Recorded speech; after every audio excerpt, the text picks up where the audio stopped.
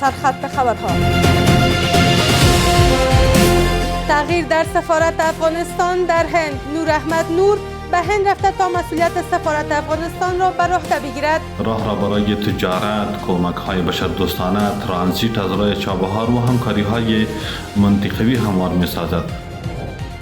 تاکید امارت اسلامی بر مبارزه جدی علیه مواد مخدر. وزارت داخله میگوید 40,000 عملیات مبارزه با مواد مخدر در یک سال انجام شده است.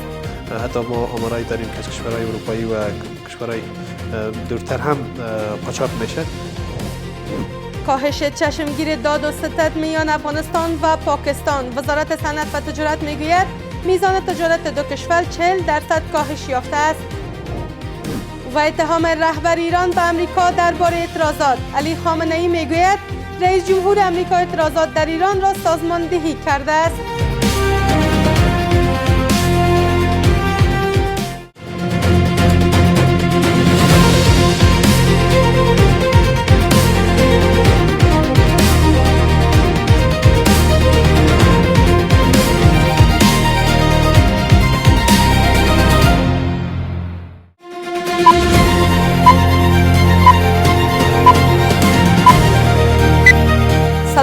شما بخیر به مجموعه خبر این ساعت از میز خبر خوش آمدید. امروز شنبه 20 جدی 1404 هجری خورشیدی است که برابر میشد با 10 جنوری 2026 میلادی.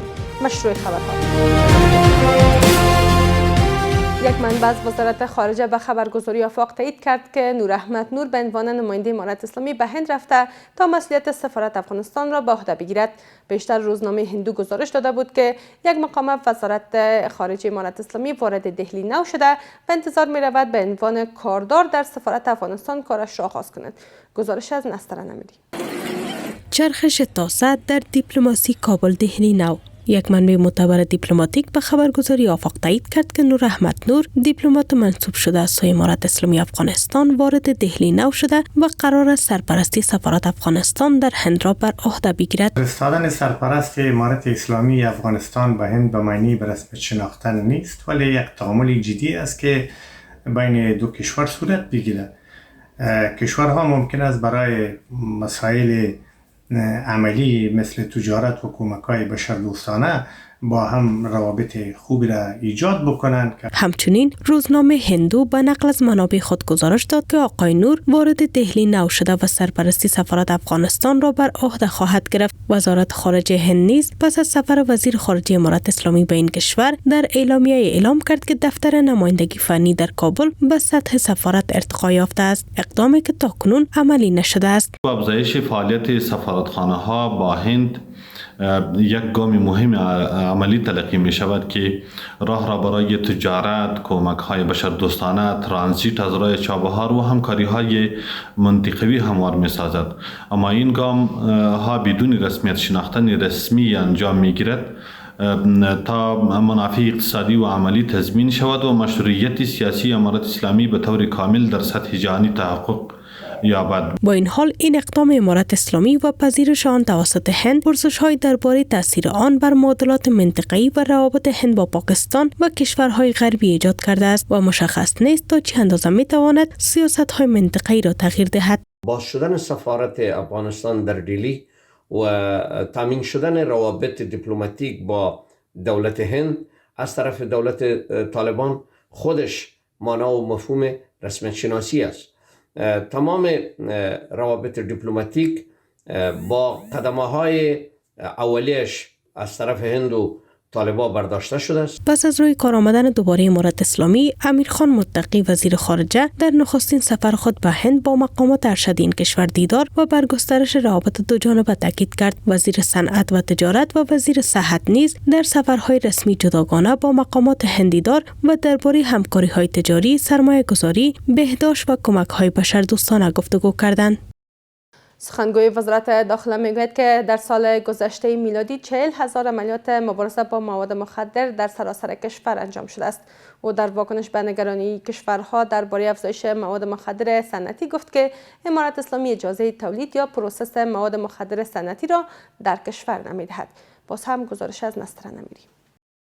در پی مبارزه امارت اسلامی علیه مواد مخدر، سخنگوی وزارت داخله در گفتگو با خبرگزاری آفاق گفت که در سال 2025 میلادی 40,000 عملیات ضد مواد مخدر در سراسر کشور انجام شده است. به گفته عبدالمتین قانع، در این عملیات ها بیش از 400 کارخانه تولید و پروسس مواد مخدر کشف و از بین برده شده و همچنین بیش از 19,000 هکتار زمین از کشت مواد مخدر پاکسازی شده است. سال گذشته در حدود تقریبا 40,000 عملیات ها در قسمت مبارزه با مواد مخدر پلیس مبارزه با مواد مخدر اجرا کرده که در این جمله تقریبا در حدود 477 فابریکای تولید و پروسس مواد مخدر از بین رفته که در او 30 دانه تقریبا از مشروبات الکلی بوده و 9 دانه از تابلیتکا بوده که کلش از بین رفته شده. عبدالمتین قانع در واکنش به نگرانی کشورهای همسایه و جامعه بین المللی درباره گسترش و افزایش مواد مخدر صنعتی و مدرن در افغانستان اظهار داشت که بخش از این مواد از طریق قاچاق از کشورهای همسایه و حتی کشورهای اروپایی وارد کشور می شود. و تاکید کرد که امارت اسلامی هیچ گونه اجازه برای تولید یا پروسس مواد مخدر صنعتی در افغانستان نمی دهد و هیچ کارخانه‌ای برای تولید اقسام مدرن مواد مخدر در داخل کشور وجود ندارد. البته جزئی نگرانی هست که اقسام مدرن مواد مخدر در افغانستان استفاده میشه. این متاسفانه به نتیجه قاچاقی که از کشورهای همسایه و منطقه میشه.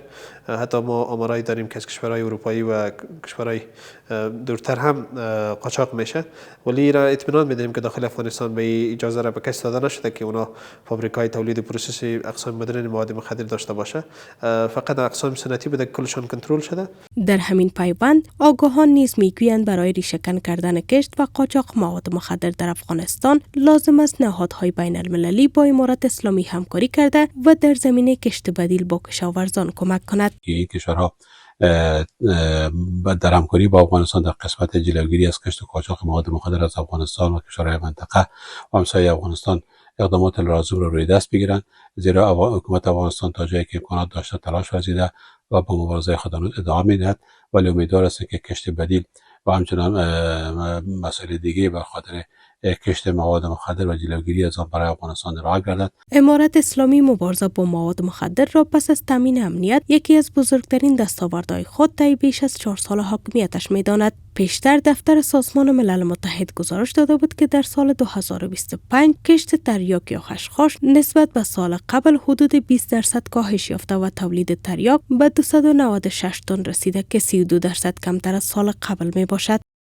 وزارت صنعت و تجارت میگوید که با گذشت 3 ماه از بسته ماندن گذرگاه‌ها میان افغانستان و پاکستان، تجارت بین دو کشور کاهش قابل ملاحظه‌ای داشته است. به گفته این وزارت، آمارها نشان می‌دهند که میزان تجارت افغانستان و پاکستان در سال 2025 در مقایسه با سال قبل آن تا 40% کاهش یافته است. بر بنیاد آمارهای دیجیتالی دو کشور در سال 2024 حدوداً 2 میلیارد و 461 میلیون دلار تجارت داشتند، اما این رقم در سال 2025 با 1 میلیارد و 766 میلیون دلار کاهش یافته است. میزان صادرات افغانستان به پاکستان در سال 2024 حدوداً 817 میلیون دلار بوده، اما این رقم در سال 2025 با 505 میلیون دلار رسیده. و در خارج از کشور، علی خامنه‌ای رهبر ایران رئیس جمهور امریکا را به سازماندهی اعتراضات در ایران متهم کرد. او با اشاره به خسارات‌هایی که معترضان به دارایی‌های عمومی وارد کردند، افزوده که گروه اغتشاشگر ساختمان‌های کشور خودشان را تخریب کردند تا دل رئیس جمهور امریکا را خوش کنند. پس از رفتن اعتراضات اقتصادی ایران به سمت خشونت، علی خامنه‌ای رهبر ایران هشدار داد که حکومت در مقابل تخریبگران کوتاه نخواهد آمد. او با اشاره به خساره‌هایی که معترضان به دارایی‌های عمومی وارد کردند، افزود که گروه اغتشاشگر ساختمان‌های کشور خودشان را تخریب کردند تا دل رئیس جمهور آمریکا را خوش کنند. آقای خامنه‌ای در واکنش به تهدیدها و هشدارهای دونالد ترامپ و حمایت او از معترضان گفت که رئیس جمهور آمریکا اگر می‌تواند بهتر از کشور خودش را اداره کند. همه بدونن جمهوری اسلامی با خون چند صد هزار انسان شریف روی کار آمده، در مقابل کسانی که تخریبگرند جمهوری اسلامی کوتاه نخواهد آمد. رهبر ایران در بخشی از سخنانش اعتراض مدنی را حق شهروندان این کشور دانست و از کسان دست به تخریب اماکن عامه میزنند به عنوان اغتشاشگر و مضر یاد کرد. رهبر ایران همچنین از ترامپ به عنوان مستکبر یاد کرد که سرنگون خواهد شد و گفت که دست او به خون بیش از 1000 ایرانی آلوده شده است. او دستش به خون بیش از 1000 ایرانی آلوده است. در جنگ 12 روزه 1000 و اندی از هممیهنان ما، حالا غیر از سرداران و دانشمندان و بزرگان، از آحاد مردم به شهادت رسیدند. در همین حال امیر حاتمی فرمانده ارتش ایران اعلام کرد که کشورش اظهارات دونالد ترامپ، رئیس جمهوری آمریکا و بنیامین نتانیاهو نخست وزیر اسرائیل درباره اعتراضات اقتصادی ایران را تهدید تلقی می‌کند. او گفت که تداوم این تهدیدها را بدون پاسخ نخواهند گذاشت. ترامپ در روزهای اخیر گفته بود اگر معترضان در ایران کشته شوند ممکن است ایالات متحده به صورت نظامی مداخله کند. آگاهان میگویند مقامات آمریکایی به ویژه دونالد ترامپ در حال معترضان ایران را به اعتراض بیشتر تشویق می‌کند که خود آمریکایی‌ها بارها بر اعتراض کنندگان در این کشور شلیک کرده و اعتراض مدنیشان را سرکوب کردند. شماری از آگاهان اظهارات ترامپ درباره اعتراضات اقتصادی ایران را مداخله گرایانه می‌دانند و می‌گویند که حکومت آمریکا خود اعتراض مدنی را بارها سرکوب کرده است.